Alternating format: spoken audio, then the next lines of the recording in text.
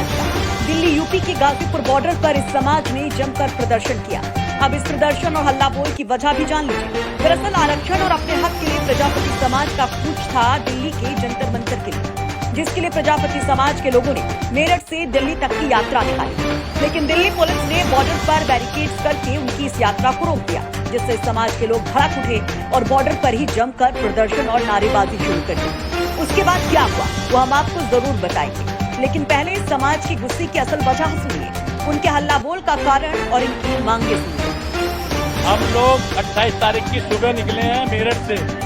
हमारे 3 दिन की यात्रा 2 दिन और तीसरा दिन है। लगातार 80 किलोमीटर हम पैदल चल चुका है मेरा समाज। अपने गधे घोड़े टांगों से लेकर हम यहाँ से चले हैं, क्योंकि हमारे पास साधन नहीं है। हम लोग चाहते हैं कि हमारी जाति को अनुसूचित जाति के लाभ दिए जाए। हमारी जाति की जनगणना जो ये लोग शून्य बताते हैं, हमारी वो गिनती करके बताए कि हम कितने लोग बचते हैं और हमें जंतर मंतर पर क्या बच देने जाना है।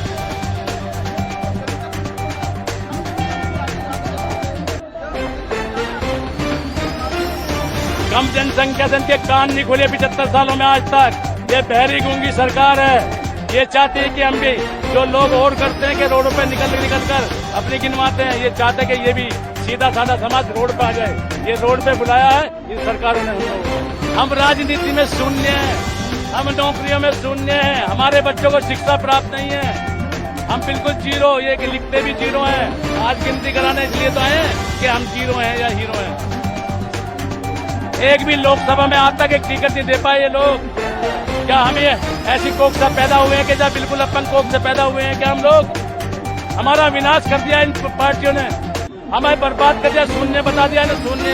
हमारे जो इस पार्टी में राजनीति करने वाले लोग, उनको उनसे दुश्मनी रखते हैं लोग, उन्हें शून्य का रखा पार्टी के नाम पे, तो उनको बंधवा मजदूर रखते हैं, उन्हें देने के नाम पे कुछ नहीं है। 27% का आरक्षण है, हम लोगों को 1% ही दे रहे लोग।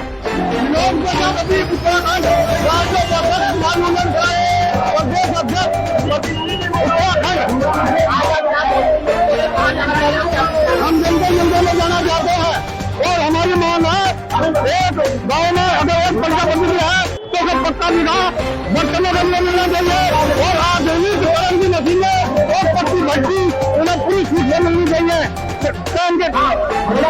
अच्छी नंबर करनी चाहिए। अभी हमारा यहाँ पे कितनी है उनसे बात हुई है, उन्हें गाड़ी लेकर आए खुद और अपनी गाड़ियों से हम जंगल जाएंगे। तो सुना आपने, अनुसूचित जाति में शामिल करने और जातीय जनगणना समेत राजनीतिक हिस्सेदारी समेत कई मांगे हैं इनकी, और ये बीजेपी सरकार की नींव को हिलाने तक की बात कह रहे हैं। आपको बता दें कि बैलगाड़ी, ट्रैक्टर और अन्य वाहनों पर सवार होकर पहुंचे इन प्रदर्शनकारियों की वजह से पूरी रोड जाम हो गई और ये पुलिस और प्रशासन के लिए भी एक बड़ी चुनौती बन गया। इनकी बेसिक मुद्दा था कि वो पॉलिटिकल रिजर्वेशन मांग रहे थे based on the population census, ये मुद्दा था उनका। तो मैडम अभी परमिशन दी गई है, कितने लोग जा सकते हैं वहाँ पर, कितने लोगों की परमिशन? उनको जाना था जंतर मंतर जो है प्रोटेस्ट साइट दिल्ली का, तो वहाँ जाने के लिए उनका प्लानिंग था, तो हमने उनको अलॉट किया। दिल्ली पुलिस की तरफ से बैरिकेडिंग की गई है, इसके लिए लोग यहाँ पर लाउड स्पीकर से नारेबाजी कर रहे थे। क्या पहले अनुमति नहीं दी जा सकती थी? नहीं, ये अनुमति नहीं था कि वो घोड़ों का काट लेके जाएंगे और ट्रैक्टर ट्रॉली लेके जाएंगे, ये अलाउड नहीं है दिल्ली में, तो हमने उनको बैरिकेड लगा के रोक दिया। अभी कैसे ये लोग दिल्ली जनता में जा रहे हैं? अपने अपने गाड़ियों में जा रहे।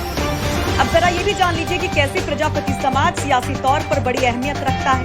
दरअसल यूपी में प्रजापति समाज ओबीसी में आता है। ओबीसी वर्ग की जातियों में अति पिछड़ा वर्ग में ये आते हैं, जिसकी सियासत सभी दल आजकल कर रहे हैं।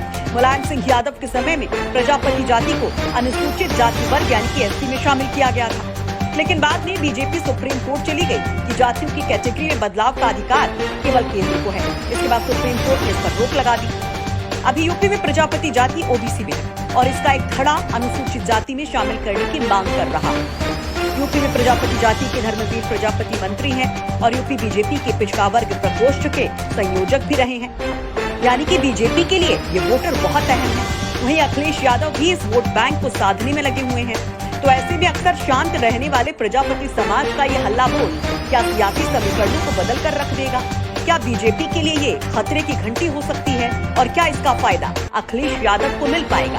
अपनी राय कमेंट बॉक्स में जरूर रखिए। गाजियाबाद से मयंक गौड़ की रिपोर्ट, यूपी तक।